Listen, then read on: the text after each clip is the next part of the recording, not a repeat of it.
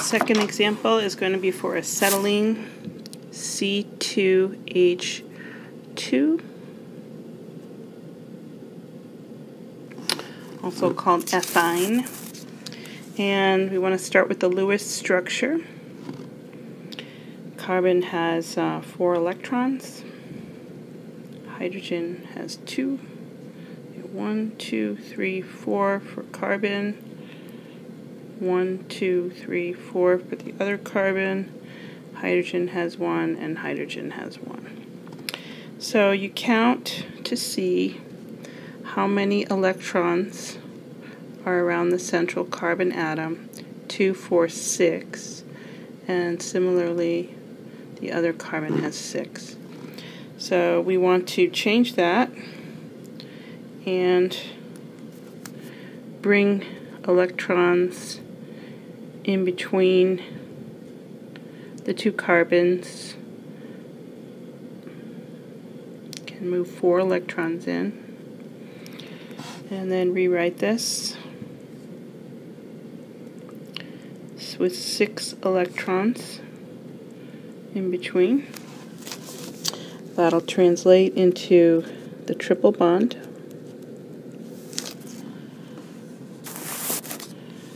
And that would be the Lewis structure. Now the Vesper structure looks the same in this case. And so the Vesper structure, they're the same because the atoms are as far apart as possible. And in this case, you look for the bond angle. It's 180 degrees.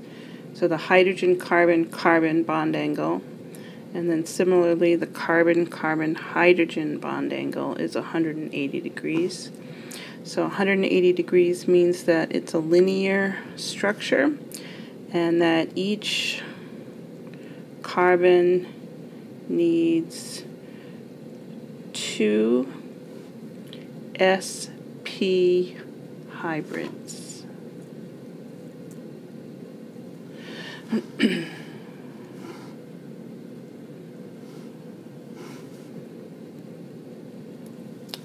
All right. So the rule here is going to be that the triple bond is composed of 1 sigma and 2 pi. So you know where you're going with this. We can now write out the sigma framework and put your atoms in. Then you get sp, sp, sp, sp, and then the hydrogens are spherical and they overlap at the ends. So this is sigma, that's a sigma, and that's a sigma, 3 sigma bonds. And then you want to label, let's get another color, purple, sp, sp, sp, and sp. So each carbon has 2 sp hybrids. Alright, so then next thing we do is write down the electron configuration per carbon. So carbon is 2s2, 2p2, and unhybridized carbon, orbital diagram, 1, 2, 3, 4. Now we know where we're going here. We know that we're going to make 2 pi bonds, so you definitely want to put one of the electrons in the empty p orbital. So that's the promotion step. Redraw that.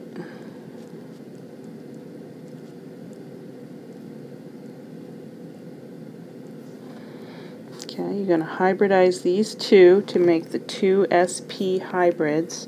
Then the two p's that are left over will be involved in the formation of the pi bonds. So sp and p, 1, 2, 3, 4.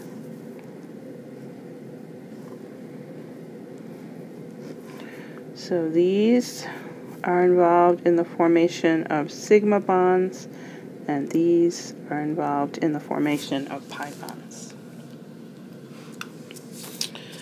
Alright, then the next step would be to do the pi framework, and you can go back to using lines for the sp hybrids. So you would write out this as the sigma framework, and then the next step would be to put in the p electrons. You'd say one is pointing, these two would be pointing in the z direction, and there's a sideways overlap, and they make one pi bond. And then you've got another p electron that is perpendicular to the plane here. So this might be the y, py orbitals overlapping to form the second pi bond. And that would be it. That would be the triple bond. Now, you see that you've got the two pi bonds that are kind of surrounding the sigma, because the sigma is right here, okay? And so they actually combine, and it's kind of a sphere. I don't know if I can draw this very well. So if this is a sigma framework, it's kind of like that, where they kind of blend together and form a, not a sphere, a cylinder going around the sigma bond. Your book will have a much better picture of that than this one. Anyway, stick with this diagram. That's the one I want. Thank you.